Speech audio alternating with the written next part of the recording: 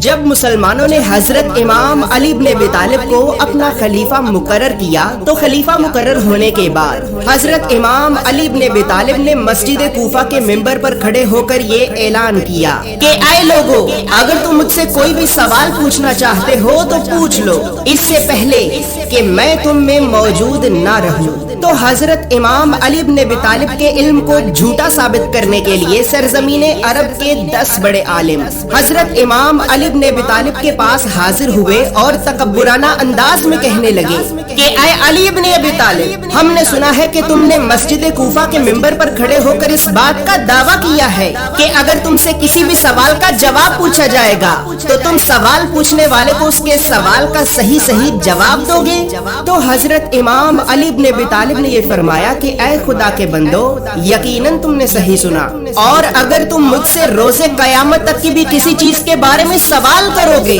تو یقیناً میں تمہیں اس کے بارے میں بھی صحیح جواب دوں گا۔ تو وہ 10 عالم کہنے لگے کہ اے علی بن ابی طالب، تو پھر ٹھیک ہے، جان لو کہ ہم 10 لوگ ہیں اور ہم 10 لوگ ایک ایک کر کے تم سے سوال کریں گے، لیکن اے علی بن ابی طالب، یہ بات بھی جان لو کہ ہم 10 لوگ تم سے ایک ہی سوال کو بار بار پوچھیں گے، اور تمہیں ہمارے اسی ایک ہی سوال کے 10 الگ الگ جواب دینا ہوں گے۔ بس اگر تم نے ہمیں ہمارے ایک ہی سوال کے 10 الگ الگ جواب دے دیے تو ہم تمہیں اپنا خلیفہ مان لیں گے، لیکن اگر تم نے ہمیں ہمارے ایک ہی سوال کے 10 الگ الگ جواب نہ دیے تو پھر یقیناً تم ایک جھوٹے خلیفہ ہو۔ تو بس پھر اب حضرت امام علی بن ابی طالب نے ان 10 عالموں سے یہ فرمایا کہ اے خدا کے بندو، تم مجھ سے جو بھی سوال کرنا چاہتے ہو بے شک وہ سوال کرو۔ تو ان 10 عالموں میں سے پہلا عالم آگے بڑھا اور کہنے لگا کہ اے علی بن ابی طالب، میرا پہلا سوال یہ ہے کہ بتاؤ، علم بہتر ہے یا پھر مال و دولت؟ تو حضرت امام علی بن ابی طالب نے یہ فرمایا کہ اے بندہ خدا، یقیناً علم دولت سے بہتر ہے۔ تو وہ عالم کہنے لگا کہ اے علی بن ابی طالب، علم دولت سے کیوں بہتر ہے؟ تو حضرت امام علی بن ابی طالب نے یہ فرمایا کہ اے بندہ خدا، تو پھر جان لو کہ اگر دولت کو استعمال کیا جائے تو دولت کم ہو جاتی ہے، اور اگر علم کو استعمال کیا جائے تو علم زیادہ ہو جاتا ہے، لہٰذا اسی وجہ سے علم دولت سے بہتر ہے۔ اس جواب پر وہ پہلا عالم کہنے لگا کہ اے علی بن ابی طالب، یقیناً تم نے مجھے میرے پہلے سوال کا صحیح عقل مندانہ جواب دیا ہے۔ بس پھر دوسرا عالم بھی آگے بڑھا اور اس نے بھی یہی سوال کیا کہ اے علی بن ابی طالب، بتاؤ، علم بہتر ہے یا پھر مال و دولت؟ تو حضرت امام علی بن ابی طالب نے یہ فرمایا کہ اے بندہ خدا، یقیناً علم دولت سے بہتر ہے۔ تو وہ بھی کہنے لگا کہ اے علی بن ابی طالب، علم دولت سے کیوں بہتر ہے؟ تو حضرت امام علی بن ابی طالب نے یہ فرمایا کہ اے بندہ خدا، وہ اس وجہ سے کیونکہ ایک دولت مند انسان سے اس کی دولت کو تو چرایا جا سکتا ہے، لیکن ایک عالم سے اس کے علم کو چرایا نہیں جا سکتا۔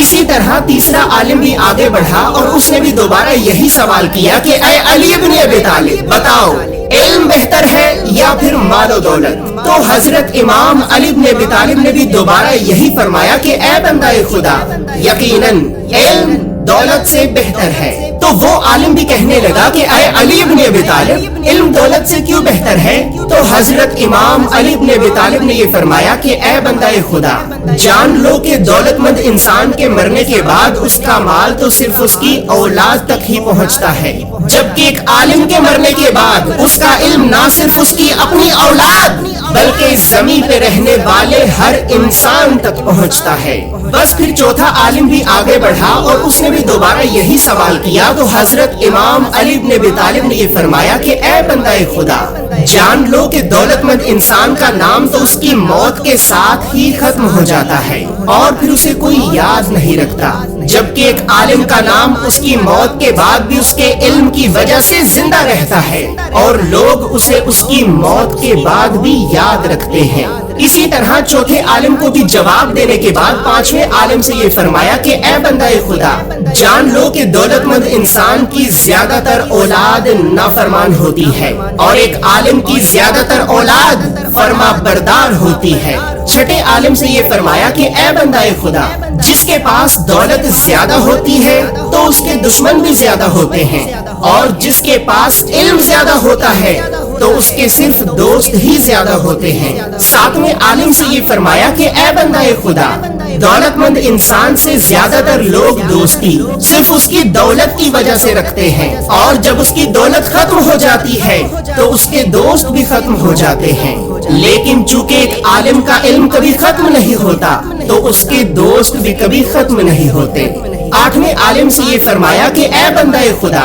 جان لو کہ کسی بھی بندہ مومن کے لیے دولت تو فرعون کی میراث ہے، جبکہ علم اللہ کے پیغمبروں کی میراث ہے۔ اسی طرح نویں عالم سے یہ فرمایا کہ اے بندہ خدا، اب یہ بات بھی جان لو کہ جس کے پاس فرعون کے برابر دولت اکٹھا ہو جاتی ہے تو پھر وہ فرعون کی طرح کہتا ہے کہ میں ہی تمہارا خدا ہوں، لیکن جس کے پاس انبیاء کا علم اکٹھا ہو جاتا ہے تو وہ پھر ابراہیم کی طرح جلتی ہوئی آگ میں بھی یہ کہتا ہے کہ اے میرے پروردگار، صرف تو ہی میرا خدا ہے، اے میرے پروردگار، صرف تو ہی میرا خدا ہے۔ بس پھر اب اسی طرح حضرت امام علی بن ابی طالب نے اس 10ویں عالم سے یہ فرمایا کہ اے بندہ خدا، اب تم بھی اس بات کو جان لو کہ صرف دولت حاصل کرنے کی جستجو انسان کو شیطان کی طرف لے جاتی ہے، جبکہ علم حاصل کرنے کی جستجو انسان کو رحمان کی طرف لے جاتی ہے، جبکہ علم حاصل کرنے کی جستجو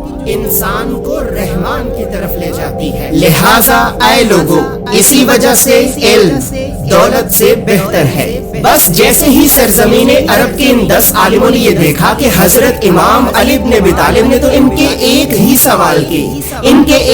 سوال کے 10 الگ الگ اور صحیح جواب دے دیے ہیں، تو وہ تمام عالم اپنے سروں کو جھکا کر یہ کہنے لگے کہ اے جناب علی بن ابی طالب، یقیناً آپ نے ہمیں ہمارے ایک ہی سوال کے 10 الگ الگ اور صحیح عقل مندانہ جواب دیے ہیں۔ تو حضرت امام علی بن ابی طالب نے یہ فرمایا کہ اے خدا کے بندو، اگر تم اپنی ساری زندگی بھی مجھ سے اسی ایک ہی سوال کے الگ الگ جواب ہی کیوں نہ پوچھتے رہو، تو جان لو کہ میں علی تمہیں تمہاری ساری زندگی اسی ایک ہی سوال کے ہر بار الگ الگ جواب دیتا رہوں گا۔ بس جیسے ہی ان 10 عالموں نے حضرت امام علی بن ابی طالب کا یہ جواب سنا تو یہ جواب سنتے ہی ان 10 عالموں نے فوراً حضرت امام علی بن ابی طالب کی خلافت کا اقرار کیا۔ آپ کی خلافت کا اقرار کرنے کے بعد ان 10 عالموں میں سے ایک عالم آگے بڑھا اور نہایت ہی ادب اور احترام سے یہ کہنے لگا کہ اے امیر المومنین، اگر علم دولت سے بہتر ہے تو کیا ہمیں دولت کو بالکل بھی حاصل نہیں کرنا چاہیے؟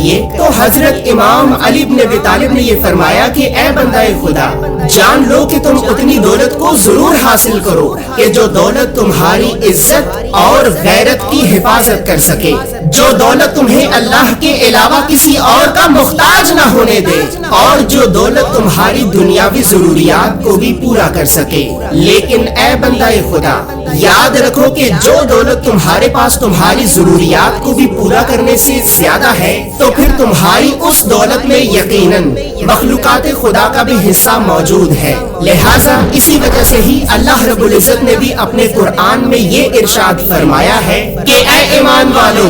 جان لو کہ تمہارا مال اور تمہاری اولاد اس دنیا میں تمہارے لیے ایک آزمائش ہے، اور کہیں ایسا نہ ہو کہ تمہارا مال اور تمہاری اولاد تمہیں اللہ کی یاد سے غافل کر دے، اور پھر جو ایسا کریں گے وہی تو قیامت کے دن ہمیشہ کا نقصان اٹھانے والوں میں سے ہوں گے۔ اور جان لو کہ قیامت کے دن نہ ہی تو تمہارا مال اور نہ ہی تمہاری اولاد تمہارے کسی کام آئے گی۔ لہٰذا اے بندہ خدا، تمہارا حقیقی مال تو صرف وہ اعمال ہیں کہ جو تم دنیا میں کماؤ اور آخرت پہ لگاؤ۔